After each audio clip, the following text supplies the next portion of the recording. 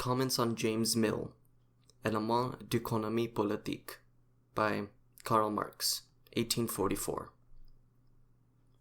A medium of exchange is some one commodity, which, in order to effect an exchange between two other commodities, is first received in exchange for the one, and is then given in exchange for the other. Page 93. Gold, silver, money. By value of money is here to be understood the proportion in which it exchanges for other commodities, or the quantity of it which exchanges for a certain quantity of other things. This proportion is determined by the total amount of money existing in a given country. Page 95. What regulates the quantity of money? Money is made under two sets of circumstances. Government either leaves the increase or diminution of it free, or it controls the quantity, making it greater or smaller as it pleases. When the increase or diminution of money is left free, government opens the mint to the public, making bullion into money for as many as require it. Individuals possessed of bullion will desire to convert it into money only when it is their interest to do so. That is, when their bullion, converted into money, will be more valuable than in its original form. This can only happen when money is peculiarly valuable, and when the same quantity of metal, in the state of coin, will exchange for a greater quantity of other articles than in the state of bullion. As the value of money depends upon the quantity of it, it has a greater value when it is in short supply. It is then that bullion is made into coin. But precisely because of this conversion, the old ratio is restored. Therefore, if the value of money rises above that of the metal of which it is made, the interest of individuals operates immediately, in a state of freedom, to restore the balance by augmenting the quantity of money. Pages 99 to 101. Whenever the coining of money, therefore, is free, its quantity is regulated by the value of the metal, it being the interest of individuals to increase or diminish the quantity, in proportion as the value of the metal in coins is greater or less than its value in bullion. But as the quantity of money is determined by the value of the metal, it is still necessary to inquire what it is which determines the value of the metal. Gold and silver are in reality commodities. They are commodities for the attaining of which labor and capital must be employed. It is cost of production, therefore, which determines the value of these, as of other ordinary productions. Page 101.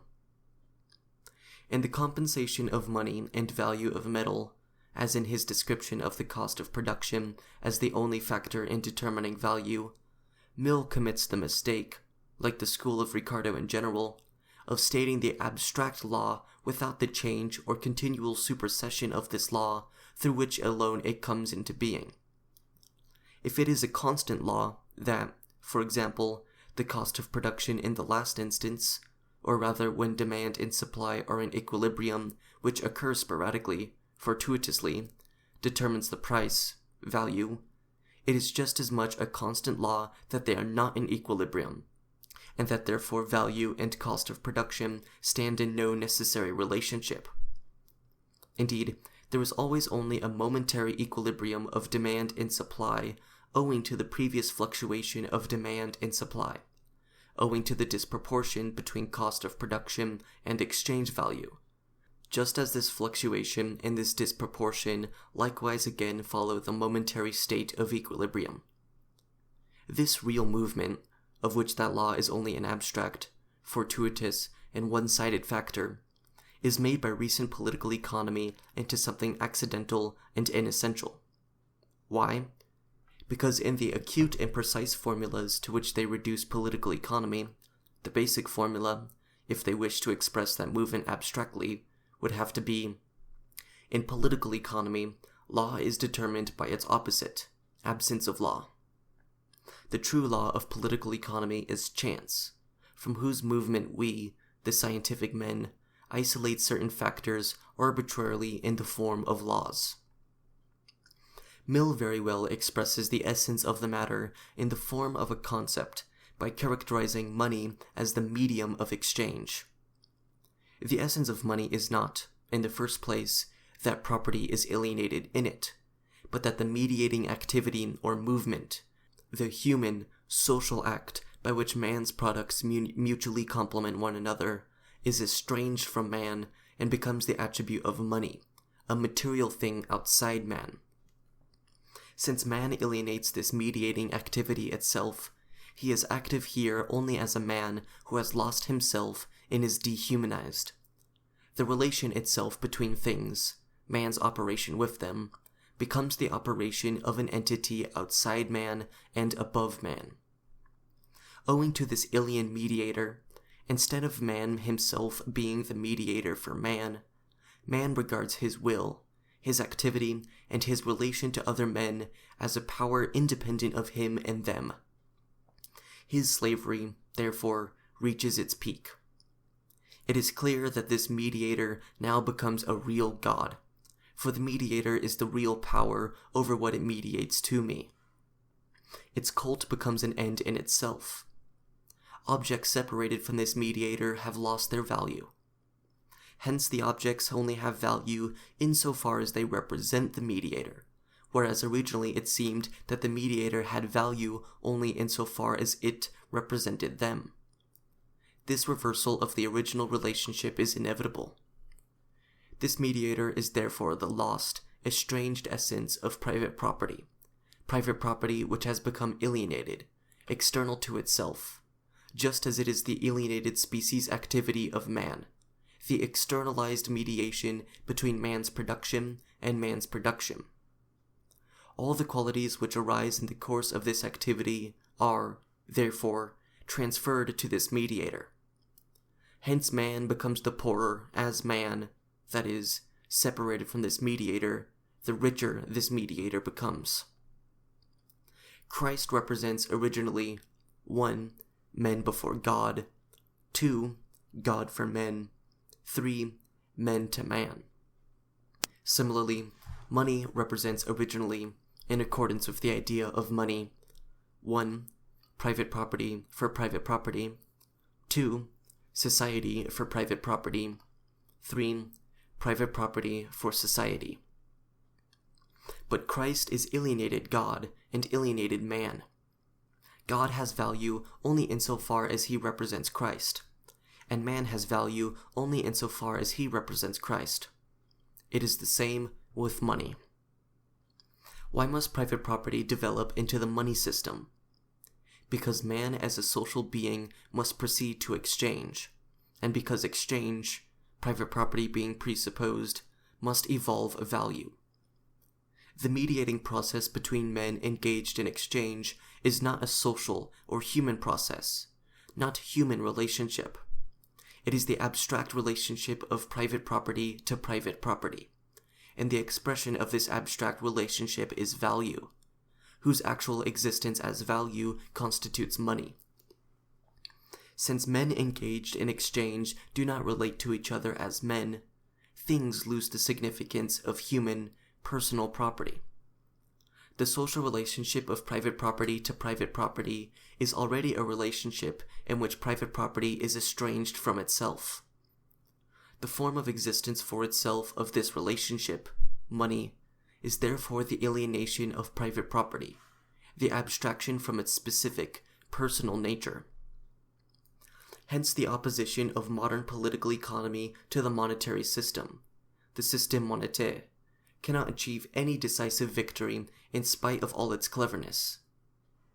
For if the crude economic superstition of the people and governments clings to the sensuous, tangible, conspicuous money bag, and therefore believes both in the absolute value of the precious metals and possession of them as the sole reality of wealth, and if then the enlightened, worldly-wise economist comes forward and proves to them that money is a commodity like any other, the value of which, like that of any other commodity, depends therefore on the relation of the cost of production to demand, competition, and supply, to the quantity or competition of the other commodities. This economist is given the correct reply that nevertheless the real value of things is their exchange value, and this in the last instance exists in money, as the latter does in the precious metals, and that consequently money represents the true value of things, and for that reason money is the most desirable thing. Indeed, in the last instance, the economist theory itself amounts to this wisdom, the only difference being that he possesses the capacity of abstraction, the capacity to recognize the existence of money under all forms of commodities, and therefore not to believe in the exclusive value of its official metallic mode of existence. The metallic existence of money is only the official palpable expression of the soul of money, which is present in all branches of production and in all activities of bourgeois society. The opposition of modern economists to the monetary system is merely that they have conceived the essence of money in its abstract universality, and are therefore enlightened about the sensuous superstition which believes in the exclusive existence of this essence in precious metal. They substitute refined superstition for crude superstition. Since, however, in essence both have the same root, the enlightened form of the superstition cannot succeed in supplanting completely the crude sensuous form, because the former does not attack the essence of the latter, but only the particular form of this essence. The personal mode of existence of money as money, and not only as the inner, implicit, hidden social relationship or class relationship between commodities, this mode of existence corresponds the more to the essence of money. The more abstract it is, the less it has a natural relationship to the other commodities, the more it appears as the product, as yet the non-product of man, the less primitive its sphere of existence, the more it is created by man, or, in economic terms, the greater the inverse relationship of its value as money to the exchange value or money value of the material in which it exists. Hence, paper money and the whole number of paper representatives of money, such as bills of exchange, mandates, promissory notes, etc., are the more perfect mode of existence of money as money, and a necessary factor in the progressive development of the money system. In the credit system, of which banking is the perfect expression, it appears as if the power of the alien material force were broken, the relationship of self-estrangement abolished, and man had once more human relations to man. The Saint-Simonists, deceived by this appearance, regarded the development of money, bills of exchange, paper money, paper representatives of money, credit, banking, as a gradual abolition of the separation of man from things, of capital from labor, of private property from money, and of money from man, and of the separation of man from man. An organized banking system is therefore their ideal. But this abolition of estrangement, the return of man to himself, and therefore to other men, is only an appearance. The self-estrangement, the dehumanization, is all the more infamous and extreme, because its element is no longer commodity, metal, paper, but man's moral existence, man's social existence, the inmost depths of his heart. And because under the appearance of man's trust in man, it is therefore the height of distrust and complete estrangement. What constitutes the essence of credit? We leave entirely out of account here the content of credit, which is again money. We leave out of account, therefore, the content of this trust in accordance with which a man recognizes another man by advancing him a certain quantity of value, and, at best, namely, when he does not demand payment for the credit, that is, he is not a usurer showing his trust in his fellow men, not being a swindler, but a good man. By a good man, the one who bestows his trust understands, like Shylock, a man who is able to pay. Credit is conceivable in two relationships and under two different conditions. The two relationships are, first, a rich man gives credit to a poor man whom he considers industrious and decent. This kind of credit belongs to the romantic, sentimental part of political economy, to its aberrations, excesses, exceptions, not to the rule. But even assuming this exception and granting this romantic possibility, the life of the poor man and his talents and activity serve the rich man as a guarantee of the repayment of the money lent. That means, therefore, that all the social virtues of the poor man, the content of his vital activity, his existence itself, represent for the rich man the reimbursement of his capital with the customary interest. Hence the death of the poor man is the worst eventuality for the creditor. It is the death of his capital together with the interest. One ought to consider how vile it is to estimate the value of a man in money, as happens in the credit relationship. As a matter of course, the creditor possesses, besides moral guarantees, also the guarantee of legal compulsion, and still other more or less real guarantees for his man. If the man to whom credit is given is himself a man of means, credit becomes merely a medium facilitating exchange. That is to say, money itself is raised to a completely ideal form. Credit is the economic judgment on the morality of a man. In credit, the man himself, instead of metal or paper, has become the mediator of exchange, not however as a man, but as the mode of existence of capital and interest. The medium of exchange, therefore, has certainly returned out of its material form and been put back in man, but only because the man himself has been put outside himself and has himself assumed a material form. Within the credit relationship, it is not the case that money is transcended in man, but that man himself is turned into money, or money is incorporated in him. Human individuality, human morality itself, has become both an object of commerce and the material in which money exists.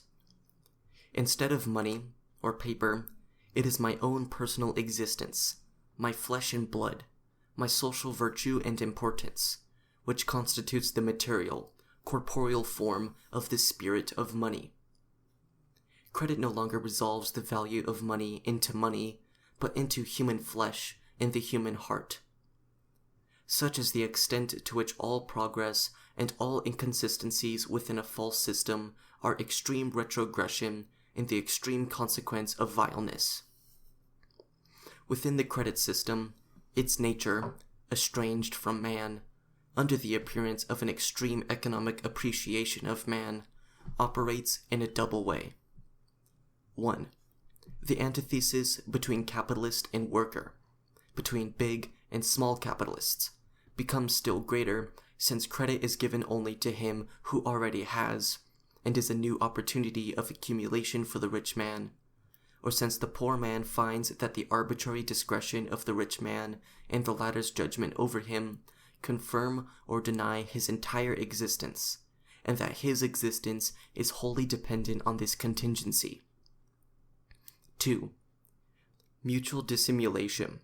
Hypocrisy and sanctimoniousness are carried to extreme lengths, so that on the man without credit is pronounced not only the simple judgment that he is poor, but in addition a pejorative moral judgment that he possesses no trust, no recognition, and therefore is a social pariah, a bad man. And in addition to his privation, the poor man undergoes this humiliation and the humiliating necessity of having to ask the rich man for credit. 3. Since owing to this completely nominal existence of money, counterfeiting cannot be undertaken by man in any other material than his own person. He has to make himself into counterfeit coin, obtain credit by stealth, by lying, etc. And this credit relationship, both on the part of the man who trusts and of the man who needs trust, becomes an object of commerce, an object of mutual deception and misuse. Here, it is also glaringly evident that distrust is the basis of economic trust.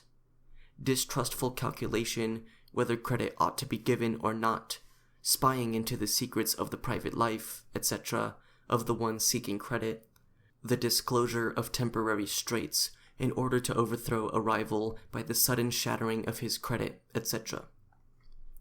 The whole system of bankruptcy, spurious enterprises, etc.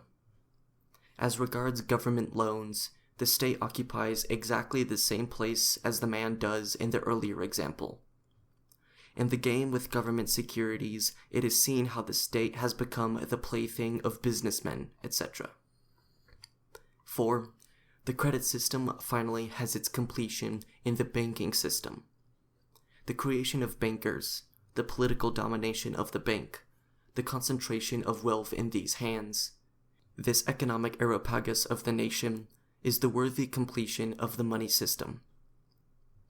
Owing to the fact that in the credit system, the moral recognition of a man, as also trust in the state, etc., take the form of credit, the secret contained in the lie of moral recognition, the immoral vileness of this morality, as also the sanctimoniousness and egoism of that trust in the state, become evident and show themselves for what they really are. Exchange, both of human activity within production itself, and of human product against one another, is equivalent to species activity and species spirit, the real, conscious, and true mode of existence of which is social activity and social enjoyment. Since human nature is the true community of men, by manifesting their nature, men create, produce the human community, the social entity, which is no abstract universal power opposed to the single individual, but is the essential nature of each individual, his own activity, his own life, his own spirit, his own wealth. Hence this true community does not come into being through reflection. It appears owing to the need and egoism of individuals. That is, it is produced directly by their life activity itself. It does not depend on man whether this community exists or not. But as long as man does not recognize himself as man, and therefore has not organized the world in a human way, this community appears in the form of estrangement, because its subject, man, is being estranged from himself. Men, not as an abstraction, but as real, living, particular individuals, are this entity. Hence, as they are, so is this entity itself. To say that man is estranged from himself, therefore, is the same thing as saying that the society of this estranged man is a caricature of his real community, of his true species life, that his activity therefore appears to him as a torment, his own creation as an alien power, his wealth as poverty, the essential bond linking him with other men as an unessential bond, and separation from his fellow men, on the other hand, as his true mode of existence, his life as a sacrifice of his life, the realization of his nature as making his life unreal, his production as the production of his nullity, his power over an object as the power of the object over him, and he himself, the Lord of his creation, as the servant of this creation. The community of men, or the manifestation of the nature of men, their mutual complementing the result of which is species life, truly human life. This community is conceived by political economy in the form of exchange and trade. Society, says Destutt de Tracy, is a series of mutual exchanges. It is precisely this process of mutual integration. Society, says Adam Smith, is a commercial society. Each of its members is a merchant. It is seen that political economy defies the estranged form of social intercourse as the essential and original form corresponding to man's nature. Political economy, like the real process, starts out from the relation of man to man as that of property owner to property owner. If man is presupposed as property owner, that is, therefore as an exclusive owner, who proves his personality and both distinguishes himself from, and enters into relations with, other men through this exclusive ownership, private property is his personal, distinctive, and therefore essential mode of existence.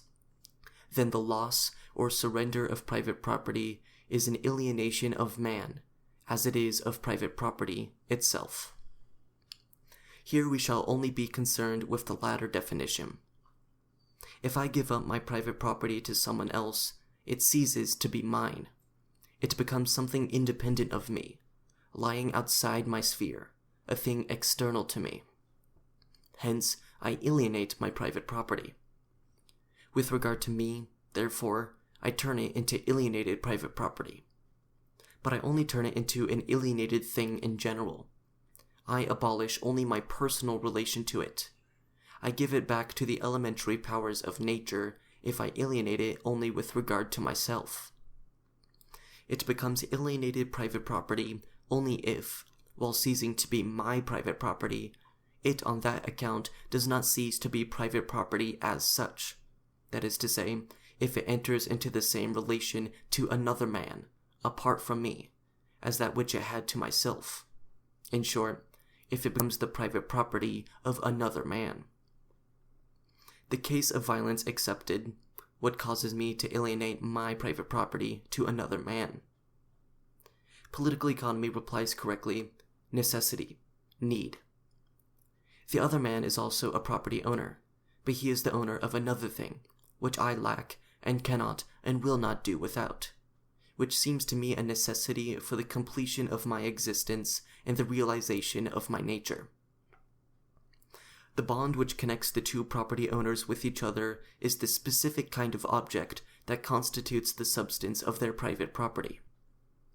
The desire for these two objects, that is, the need for them, shows each of the property owners, and makes him conscious of it, that he has yet another essential relation to objects besides that of private ownership, that he is not the particular being that he considers himself to be, but a total being whose needs stand in the relationship of inner ownership to all products, including those of another's labor. For the need of a thing is the most evident, irrefutable proof that the thing belongs to my essence, that its being is for me, that its property is the property, the peculiarity of my essence. Thus, both property owners are impelled to give up their private property, but to do so in such a way that at the same time they confirm private ownership, or to give up the private property within that relationship of private ownership.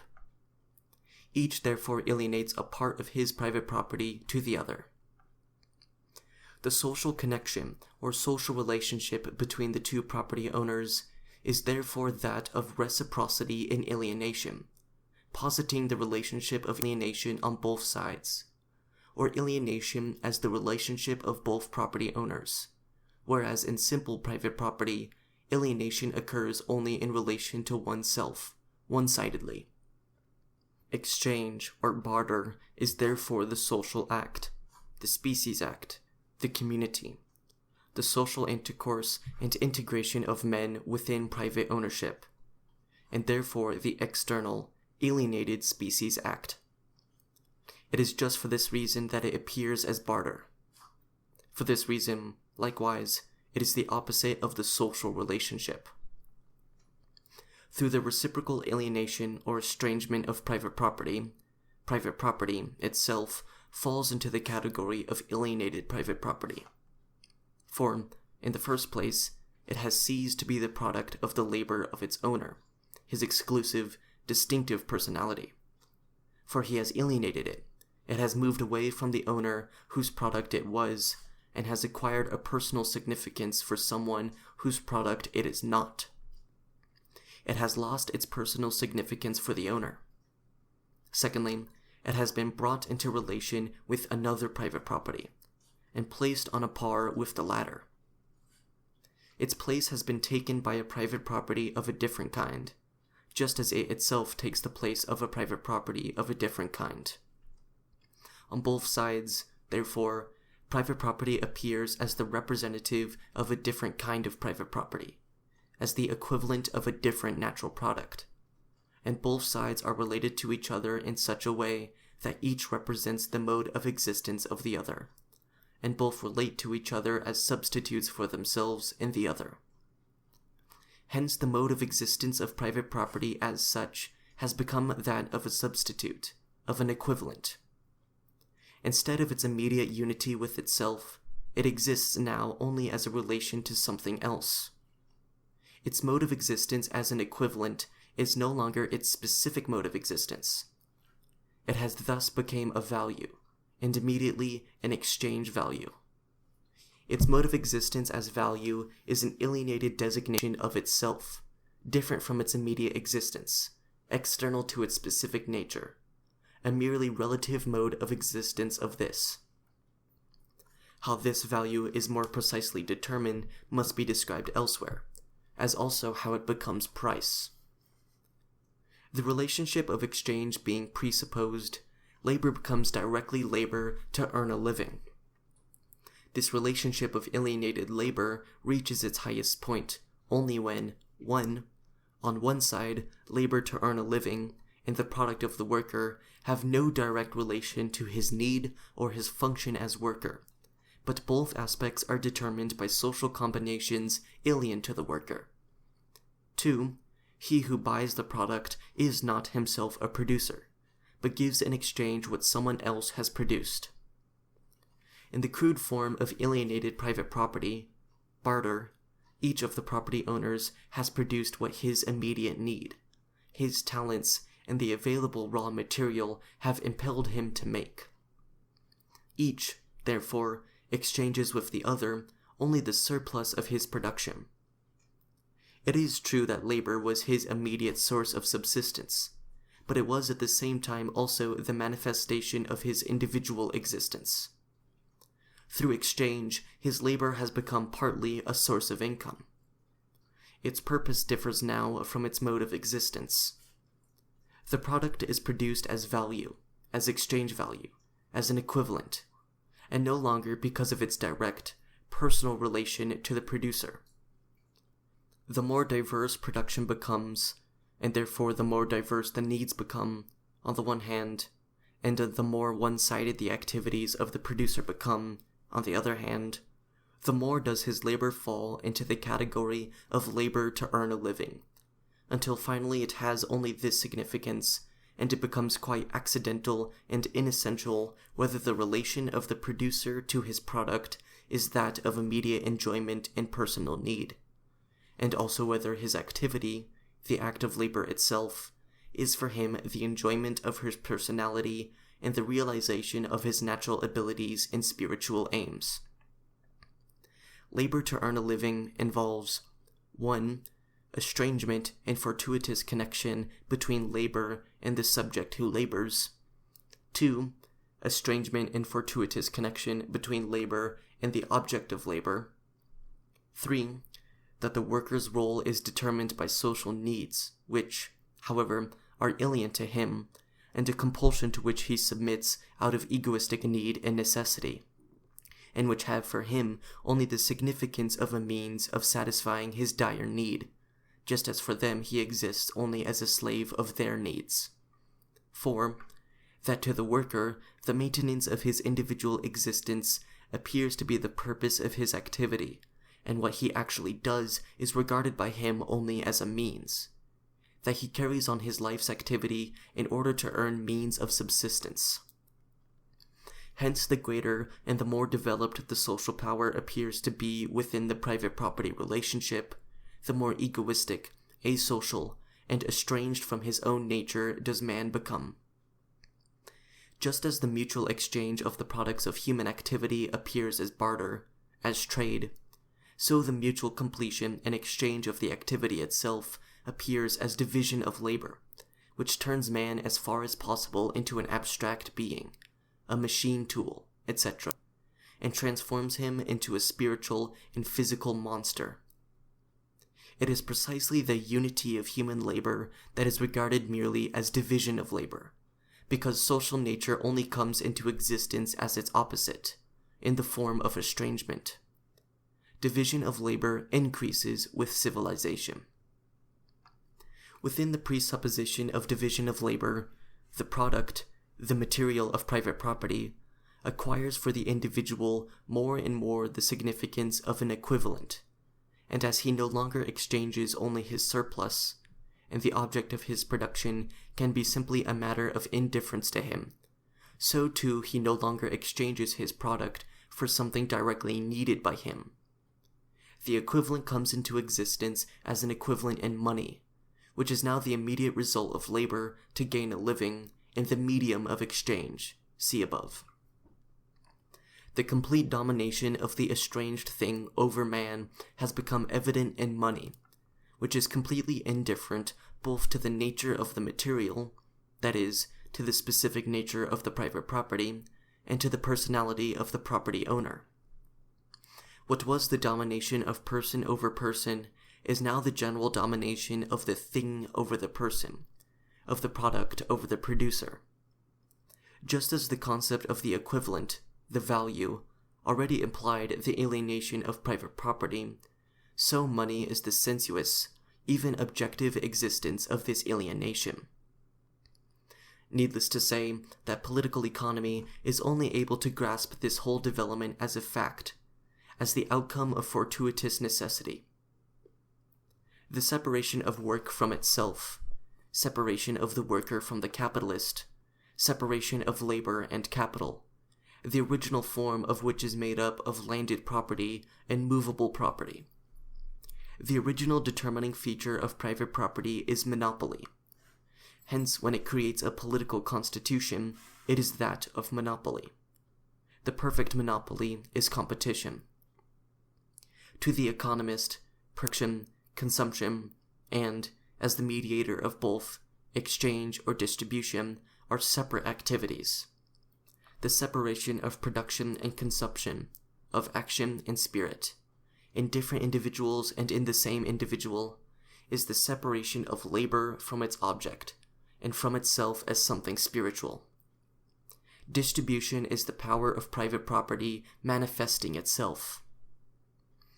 The separation of labor, capital, and landed property from one another, like that of labor from labor, of capital from capital, and landed property from landed property, and finally the separation of labor from wages, of capital from profit, and profit from interest, and, last of all, of landed property from land rent, demonstrates self-estrangement both in the form of self-estrangement and in that of mutual estrangement.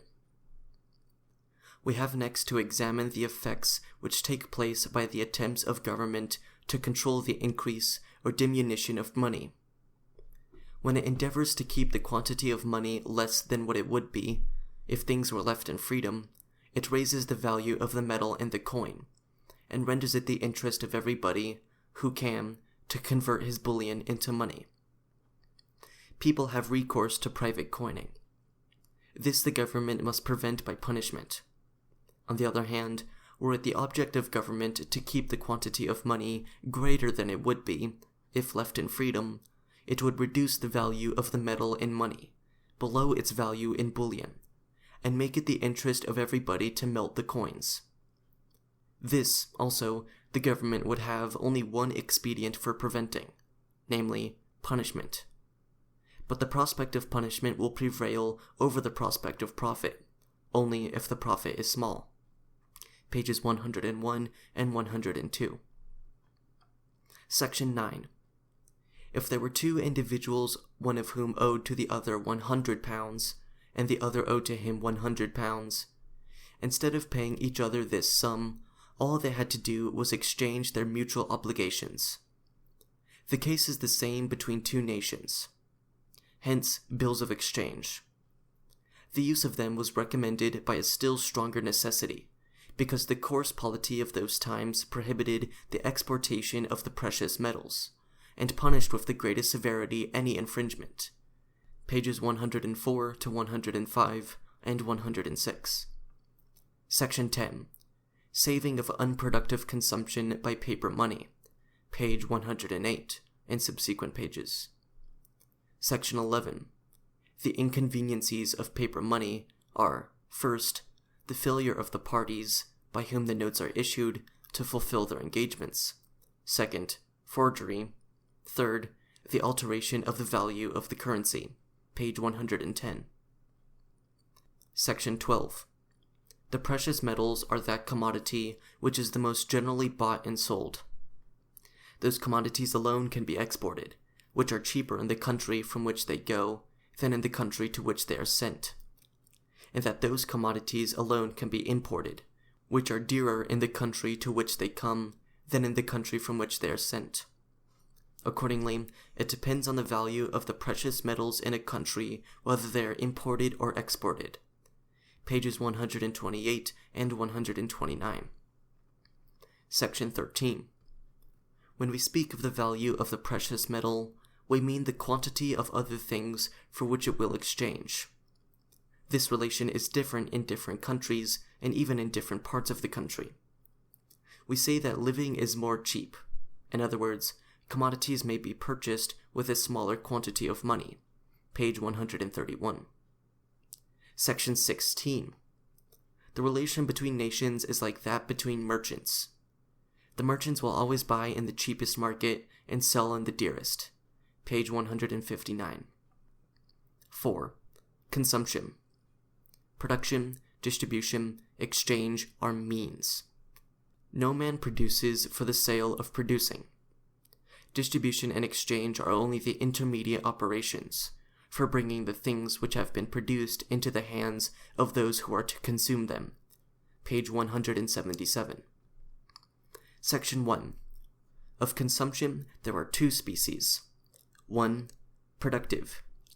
It includes everything expended for the sake of something to be produced, and comprise the necessaries of the laborer.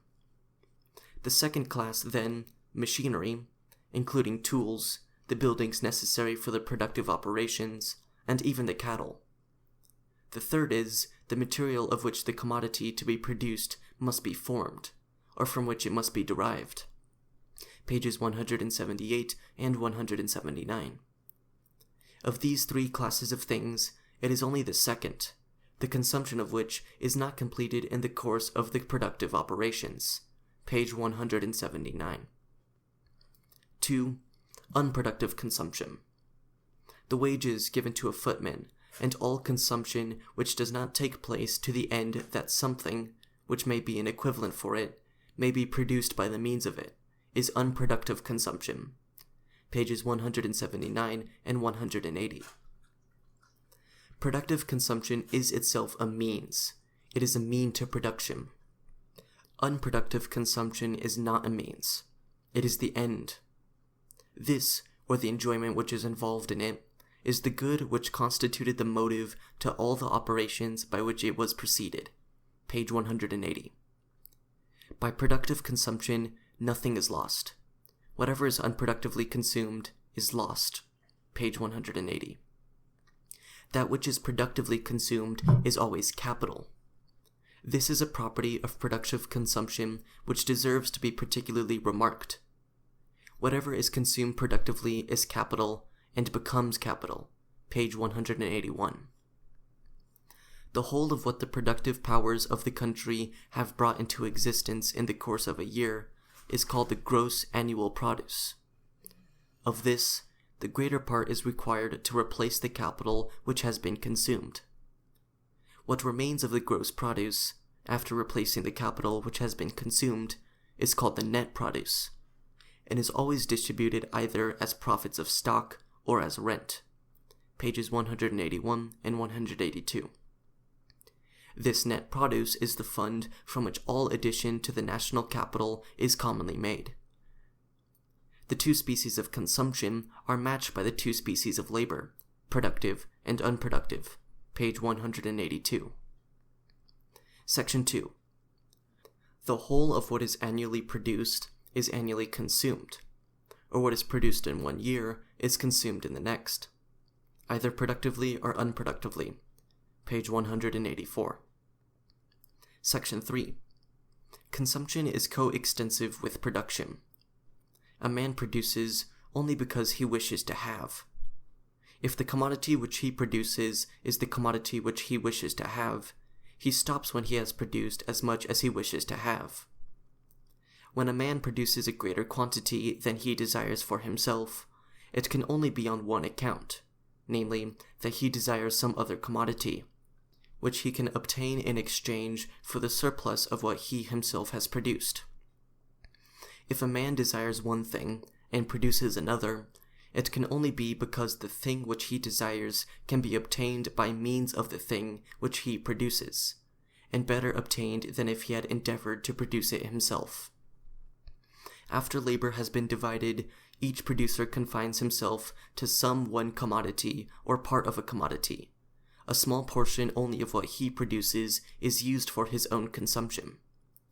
The remainder he destines for the purpose of supplying him with all the other commodities which he desires. And when each man confines himself to one commodity, and exchanges what he produces for what is produced by other people, it is found that each obtains more of the several things which he desires than he would have obtained had he endeavored to produce them all for himself.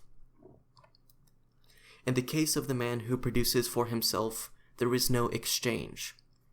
He neither offers to buy anything, nor to sell anything. He has the property, he has produced it, and does not mean to part with it. If we apply, by a sort of metaphor, the terms demand and supply to this case, it is implied that the demand and supply are exactly proportioned to one another. As far then as regards the demand and supply of the market, we may leave that portion of the annual produce, which each of the owners consumes in the shape in which he produces or receives it, altogether out of the question. Pages 186 and 187. In speaking here of supply and demand, it is evident that we speak of aggregates. When we say of any particular nation, at any particular time, that its supply is equal to its demand, we do not mean in any one commodity or any two commodities. We mean that the amount of its demand in all commodities taken together is equal to the amount of its supply in all commodities taken together. It may very well happen, notwithstanding the equality in the general sum of demands and supplies, that some one commodity or commodities may have been produced in a quantity either above or below the demand for those particular commodities. Page 188. Two things are necessary to constitute a demand. These are a wish for the commodity and an equivalent to give for it. A demand means the will to purchase and the means of purchasing. If either is wanting, the purchase does not take place. An equivalent is the necessary foundation of all demand. It is in vain that a man wishes for commodities, if he has nothing to give for them. The equivalent which a man brings is the instrument of demand. The extent of his demand is measured by the extent of his equivalent. The demand and the equivalent are convertible terms, and the one may be substituted for the other. We have already seen that every man who produces has a wish for other commodities than those which he has produced, to the extent of all that he has produced beyond what he wishes to keep for his own consumption. And it is evident that whatever a man has produced and does not wish to keep for his own consumption is a stock which he may give in exchange for other commodities. His will, therefore, to purchase, and his means of purchasing, in other words, his demand, is exactly equal to the amount of what he has produced and does not mean to consume. Pages 188 to 189. With his customary cynical acumen and clarity, Mill here analyzes exchange on the basis of private property. Man produces only in order to have. This is the basic presupposition of private property. The aim of production is having. And not only does production have this kind of useful aim, it has also a selfish aim. Man produces only in order to possess for himself. The object he produces is the objectification of his immediate, selfish need. For man himself, in a savage, barbaric condition, therefore, the amount of his production is determined by the extent of his immediate need, the content of which is directly the object produced. Under these conditions, therefore, man produces no more than he immediately requires. The limit of his need forms the limit of his production. Thus, demand and supply exactly coincide. The extent of his production is measured by his need. In this case, no exchange takes place, or exchange is reduced to the exchange of his labor for the product of his labor, and this exchange is the latent form, the germ, of real exchange. As soon as exchange takes place, a surplus is produced beyond the immediate limit of possession. But this surplus production does not mean rising above selfish need. On the contrary, it is only an indirect way of satisfying a need which finds its objectification not in this production, but in the production of someone else. Production has become a means of gaining a living, labor to gain a living. Whereas under the first state of affairs, therefore, need is the measure of production, under the second state of affairs, production, or rather ownership of the product, is the measure of how far needs can be satisfied. I have produced for myself and not for you, just as you have produced for yourself and not for me. In itself, the result of my production has as little connection with you as the result of your production has directly with me. That is to say, our production is not man's production for man as a man. That is, it is not social production. Neither of us, therefore, as a man, stands in a relation of enjoyment to the other's product. As men, we do not exist as far as our respective products are concerned. Hence our exchange, too, cannot be the mediating process by which it is confirmed that my product is for you, because it is an objectification of your own nature, your need. For it is not man's nature that forms the link between the products we make for one another. Exchange can only set in motion, only confirm, the character of the relation which each of us has in regard to his own product, and therefore to the product of the other. Each of us sees in his product only the objectification of his own selfish need, and therefore in the product of the other the objectification of a different selfish need, independent of him and alien to him. As a man you have, of course, a human relation to my product. You have need of my product. Hence it exists for you as an object of your desire and your will. But your need, your desire, your will are powerless as regards my product. That means, therefore, that your human nature, which accordingly is bound to stand in intimate relation to my human production, is not your power over this production, your possession of it. For it is not the specific character, not the power of man's nature that is recognized in my production. They, your need, your desire, etc., constitute rather the tie which makes you dependent on me, because they put you in a position of dependence on my product. Far from being the means which would give you power over my production, they are instead the means for giving me power over you. When I produce more of an object than I myself can directly use, my surplus production is cunningly calculated for your need. It is only in appearance that I produce a surplus of this object. In reality, I produce a different object, the object of your production, which I intend to exchange against this surplus, an exchange which in my mind I have already completed. The social relation in which I stand to you, my labor for your need, is therefore also a mere semblance, and our complementing each other is likewise a mere semblance, the basis of which is mutual plundering.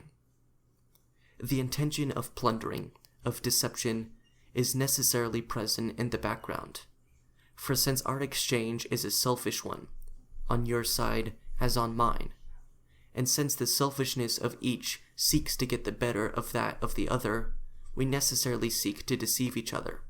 It is true, though, that the power which I attribute to my object over yours requires your recognition in order to become a real power. Our mutual recognition of the respective powers of our objects, however, is a struggle, and in a struggle, the victor is the one who has more energy, force, insight, or adroitness. If I have sufficient physical force, I plunder you directly. If physical force cannot be used, we try to impose on each other by bluff, and the more a draw overreaches the other. For the totality of the relationship, it is a matter of chance who overreaches whom. The ideal, intended overreaching takes place on both sides. That is, each in his own judgment has overreached the other. On both sides, Therefore, exchange is necessarily mediated by the object which each side produces and possesses. The ideal relationship to the respective objects of our production is, of course, our mutual need. But the real, true relationship, which actually occurs and takes effect, is only the mutually exclusive possession of our respective products. What gives your need of my article its value, worth, and effect for me is solely your object, the equivalent of my object. Our respective products, therefore, are the means, the mediator, the instrument, the acknowledged power of our mutual needs. Your demand and the equivalent of your possession, therefore, are for me terms that are equal in significance and validity, and your demand only acquires a meaning, owing to have an effect, when it has meaning and effect in relation to me. As a mere human being without this instrument, your demand is an unsatisfied aspiration on your part and an idea that does not exist for me. As a human being, therefore, you stand in no relationship to my object, because I myself have no human relationship to it.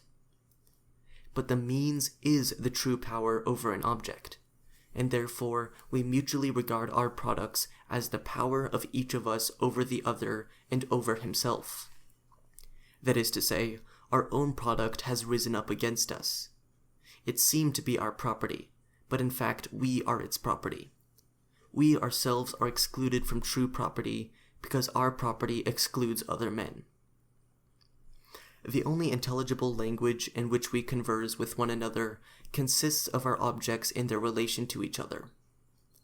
We would not understand a human language, and it would remain without effect. By one side, it would be recognized and felt as being a request, an entreaty, and therefore a humiliation, and consequently uttered with a feeling of shame, of degradation. By the other side, it would be regarded as impudence or lunacy, and rejected as such.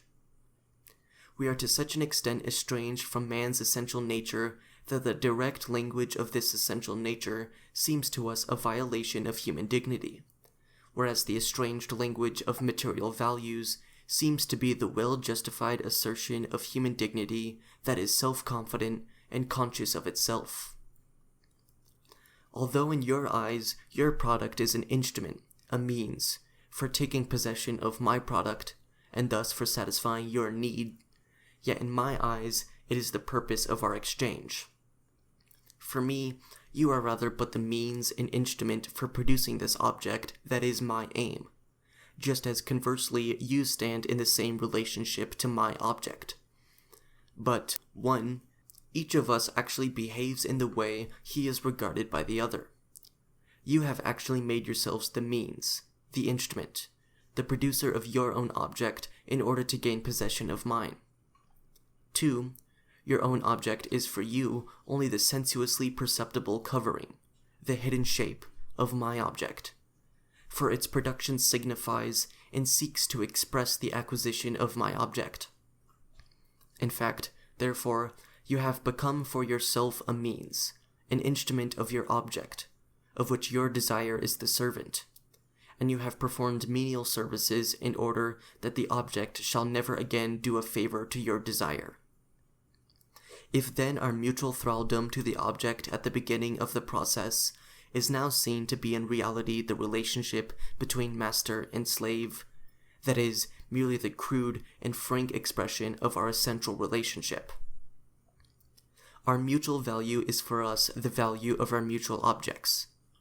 Hence for us, man himself is mutually of no value. Let us suppose that we had carried out production as human beings. Each of us would have in two ways affirmed himself and the other person. 1. In my production, I would have objectified my individuality, its specific character, and therefore enjoyed not only an individual manifestation of my life during the activity, but also when looking at the object, I would have the individual pleasure of knowing my personality to be objective, visible to the senses, and hence a power beyond all doubt. 2. In your enjoyment or use of my product, I would have the direct enjoyment both of being conscious of having satisfied a human need by my work, that is, of having objectified man's essential nature, and of thus having created an object corresponding to the need of another man's essential nature. 3. I would have been for you the mediator between you and the species, and therefore would become recognized and felt by you yourself as the completion of your own essential nature, and as a necessary part of yourself, and consequently would know myself to be confirmed both in your thought and your love. 4. In the individual expression of my life, I would have directly created your expression of your life, and therefore in my individual activity, I would have directly confirmed and realized my true nature, my human nature, my communal nature. Our products would be so many mirrors in which we saw reflected our essential nature. This relationship would moreover be reciprocal. What occurs on my side has also to occur on yours. Let us review the various factors as seen in our supposition. My work would be a free manifestation of life, hence an enjoyment of life. Presupposing private property, my work is an alienation of life, for I work in order to live, in order to obtain for myself the means of life. My work is not my life. Secondly, the specific nature of my individuality, therefore, would be affirmed in my labor, since the latter would be an affirmation of my individual life. Labor, therefore, would be true, active property. Presupposing private property, my individuality is alienated to such a degree that this activity is instead hateful to me, a torment, and rather the semblance of an activity. Hence, too, it is only a forced activity, and one imposed on me only through an external, fortuitous need, not through an inner, essential one. My labor can appear in my object only as what it is. It cannot appear as something which by its nature it is not. Hence it appears only as the expression of my loss of self, and of my powerlessness that is objective, sensuously perceptible, obvious, and therefore put beyond all doubt.